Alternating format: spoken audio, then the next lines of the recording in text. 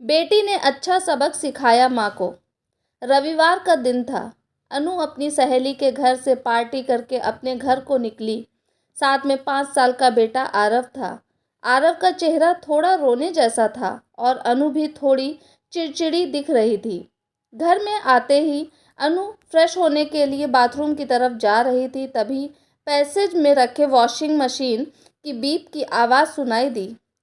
अनु ने बाहर जाने से पहले मशीन में कपड़े धोने को डाला और सासू जी को कपड़े धुलने के बाद उसे सूखने के लिए डाल दीजिए, ऐसा कहकर चली गई थी। पहले से ही चिढ़ी अनु को और गुस्सा आने लगा। इतने में आरव वहां आया।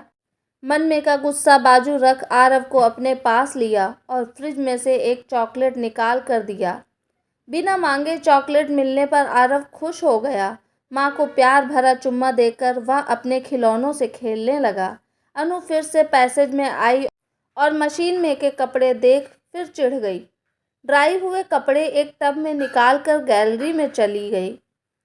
अरे, हो गए क्या कपड़े धोकर? इस मशीन का भी हम लोगों को कुछ समझ नहीं आता। सभी ऑटोमेटिक होकर भी एक एक घंटा कपड़े धुलने को लगता है। आशा देवी, अनु की सास जी, अपने आप को बचाते हुए कहने लगीं।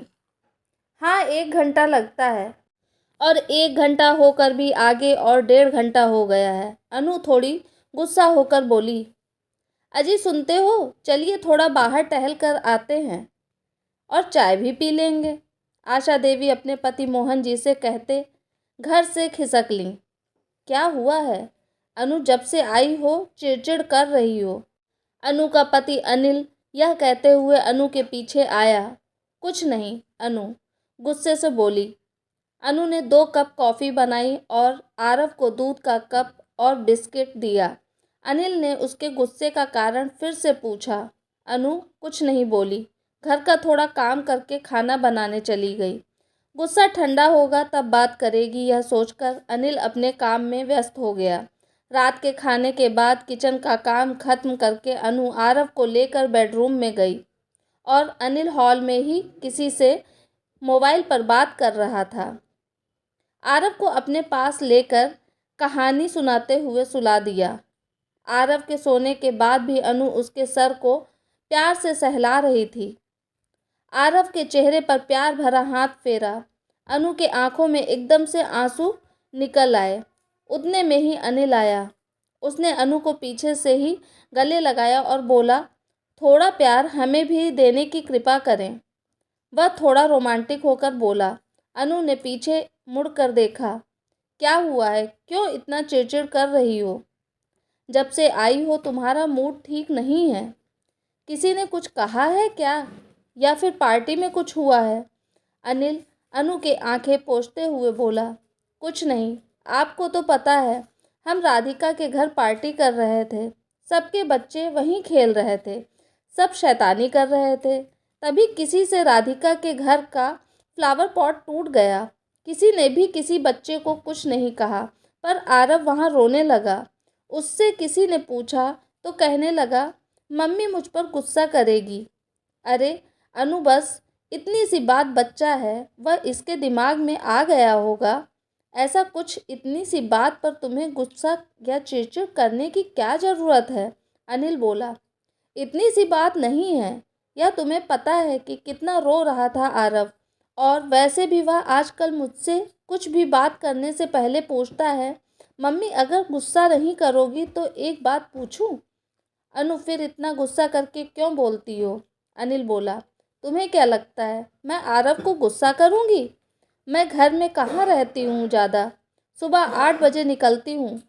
ऑफिस से आते आते शाम को 7 बज जाते हैं। आते ही घर का काम, खाना बनाना और थोड़ा समय मिलता है तो उसका होमवर्क, पढ़ाई, ऐसा कुछ न कुछ चलता रहता है। स्कूल भी कितना है उसका, 2-3 घंटे का। दिन भर तो दादा दादी के साथ ही रहता है, उसमें उसे गुस्सा करने का सवाल ही नहीं। उस पर अनिल बोला। अनु, तुम क्या कहना चाहती हो? अनिल, तुम्हें पता है मैं क्या बोलना चाहती हूँ? अनु बोली। अब तुम राय का पहाड़ बना रही हो, अनिल बोला। इस पर अनु ने कहा, तुम्हें जो समझना है तुम समझो। मैं तो 1 हफ्ते की छुट्टी लूँगी। मुझे लगता है आरव को समय देने की ज़रूरत है। अनु, अब यह कुछ ज़्यादा ही हो रहा है। अनिल गुस्से से बोलकर अनु की तरफ पीठ घुमाकर सो गया। अनु भी आरव को पास लेकर सो गई। दूसरे दिन अनु जल्दी उठी। ऑफिस जाते समय जैसे फटाफट काम करती है वैसे घर का सब काम कर लिया। आरव उठेगा तो उसको थोड़ा ज़्यादा समय दूंगी, ऐसा उसने सोच लिया। आज ऑफिस नहीं जाना है क्या? 9 बजे हैं। अनु को देख आशा देवी बोली, 1 हफ्ते की छुट्टी ली है ऑफिस से आरव के साथ कुछ समय बिताने के लिए। यह सही है तुम लोगों का। तुम्हारा मन हो तो छुट्टी ले लेती हो, और जब कोई त्योहार हो या फिर कोई कार्यक्रम रहता है तो छुट्टी लेने को कहो तो वो तुम्हारा क्या प्रोजेक्ट, टारगेट, ये सब आता है। आशा देवी बड़बड़ाते पोथी पढ़ने बैठ गई। अनु के ससुर पेपर पढ़ते हुए ये सब देख और सुन रहे थे। इतने में अनु का फ़ोन बजा। साक्षी का फ़ोन था। साक्षी अनिल की बड़ी बहन। वहीं थोड़ी दूर उसका ससुराल था। अनु पहुंची क्या? ऑफिस में दोपहर को वहीं कुछ काम है, मिलते हैं और साथ में लंच भी करेंगे। साक्षी दी, छुट्टी ली है मैंने, घर पर ही हूँ मैं। तुम्हारा काम होने के बाद मिलते हैं, घर पर आराम से बोलेंगे। ठीक है, कहकर साक्षी ने फ़ोन रख दिया। आरव उठ गया। माँ को घर में देख वह बहुत खुश हो गया। ब्रश करते हुए अपने दादी के पास गया। आशा देवी पोथी पढ़ रही थी। आरव, ऐसे घर में घूमकर ब्रश मत करो, माँ गुस्सा करेगी। रोज की तरह आशा देवी बोली। यह बात अनु ने सुन ली और आरव के ऐसे बर्ताव का कारण उसे समझ आ गया। अभी कुछ बोला तो घर में झगड़ा हो जाएगा, अनु मन में बोली। दोपहर को साक्षी घर आई, तब आशा देवी सोई थी। अनु और साक्षी बेडरूम में बातें करने बैठ गईं। दोनों का रिश्ता भले ही ननद भाभी का था, पर दोनों अच्छी सहेली थी। अनु के चेहरे पर टेंशन साक्षी तुरंत समझ गई। साक्षी ने उसका कारण पूछा। अनु ने कल की सारी बातें और आज सुबह जो घर में हुआ वह सब कुछ साक्षी को बता दिया। उतने में आशा देवी उठ गईं। बेटी की आवाज़ सुन वह खुश हो गई। साक्षी 10-15 दिनों में घर पर आती रहती और आशा देवी अपनी बेटी बहुत दिनों बाद आई तो उस पर कुछ ज़्यादा ही प्यार लुटाती। साक्षी, आ गई तुम? रुको, मैं तुम्हें अच्छी सी चाय पिलाती हूँ, थक गई होगी। रहने दो माँ, अभी कॉफ़ी पी है मैंने। यह देखो कॉफ़ी का कप। आशा देवी नाराज होकर वहाँ से निकलती हैं। माँ चलो तुम मेरे घर कुछ दिनों के लिए। वैसे भी अनु ने छुट्टी ली है तो आरव का कोई टेंशन नहीं है। कितने दिन हुए हैं आप मेरे घर पर आई नहीं हो। साक्षी आशा देवी के पीछे पीछे जाते हुए बोली। आशा देवी तैयार हो गई। दोनों पति पत्नी साक्षी के घर चले गए। साक्षी के 2 बच्चे हैं। बड़ा लड़का 6 क्लास में और छोटा लड़का 4 क्लास में पढ़ता है। साक्षी के पति कंपनी में अच्छे पोस्ट पर थे। साक्षी का घर में ही ब्यूटी पार्लर था। दूसरे दिन जल्दी उठकर आशा देवी साक्षी को सब कामों में मदद कर रही थी। दोनों माँ बेटी गप्पे मार रही थी। साक्षी के बच्चे स्कूल और पति ऑफिस में जाने के बाद आशा देवी ने किचन के डिब्बे निकाल कर साफ सफाई शुरू कर दी। इतना पार्लर का देखती हो, बच्चों को संभालती हो, फिर भी घर एकदम साफ रखा है बेटा। हमारे यहाँ तो ऐसा कुछ नहीं। छुट्टी के दिन भी बेटे और पति को लेकर निकल जाती है बाहर। आशा जी एक एक डिब्बा पोंछते हुए साक्षी को बोल रही थी। तो आप भी मदद कर सकती हो अनु को, साक्षी बोली। अब मुझसे नहीं होता यह सब काम, जोड़ों में दर्द रहता है।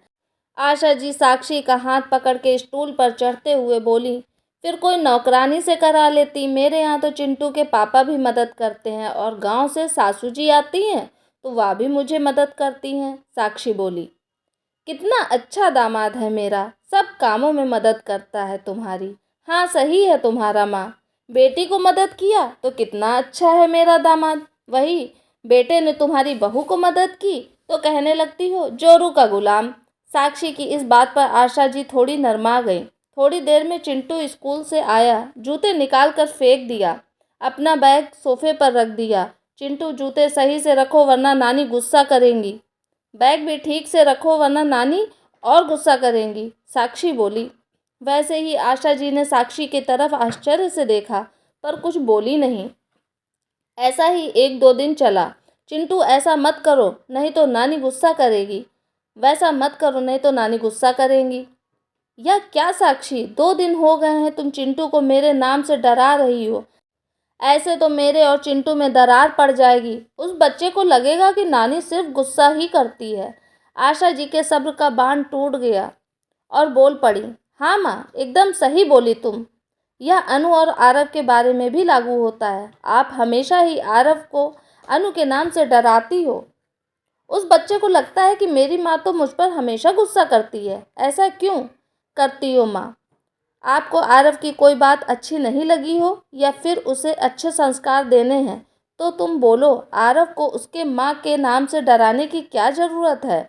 और अब मुझसे काम नहीं हो रहा है कहती हो तो 2 दिन से मेरे घर में स्टूल पर चढ़ उतर कर काम कर रही हो। बस थोड़ी सी मदद अनु को भी कर दिया करो। आजकल तो बच्चे अपने माँ बाप को सीधे वृद्ध आश्रम भेज देते हैं। कितनी भाग्यशाली हो आप जो तुम्हारा बेटा और बहू ऐसे नहीं। आप भी उनकी थोड़ी कदर करोगी तो क्या बिगड़ जाएगा। बहू को बेटी जैसे देखेंगे या ऐसा सिर्फ कहा जाता है पर कोई करता नहीं। बाद में हर औरत के अंदर की सास जग जाती है। फिर आई नई नवेली दुल्हन को बहू के कैरेक्टर में घुसना ही पड़ता है।